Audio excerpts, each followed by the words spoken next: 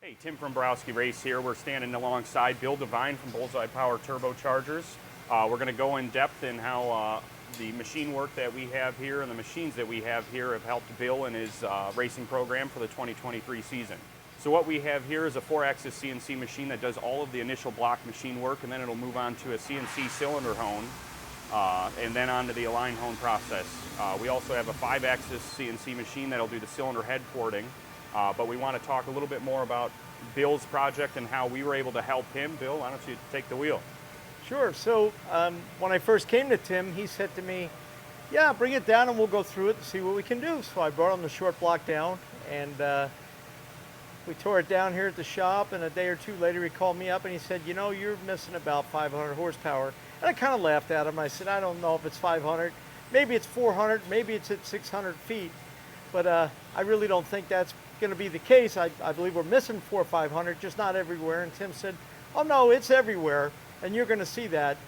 So I got the motor back, and you know, I can't say enough about the customer service and how well informed I was kept. And I mean, I was elated. I got the motor back, we put it in the car, and we went out to Virginia to run it. And of course, my experience was that the motor just ran right away from the drive shaft and the clutch. In fact, we couldn't reel it in. I had put power in places that I probably never had to in the past, and geared it and chased it, and realized that all that was because I was down on power. So in the end, when this thing was fixed, we were lost. We couldn't reel it in. And the fuel map was so far out of whack, it was correcting almost 20%. So we decided to go back down to FuelTech, and of course we remapped it, and it was missing just what Tim said, between 400 and 500 horsepower, no joke. Yeah, and I think that's all due to the fact that the ring seal picked up tremendously versus what you had before or previously.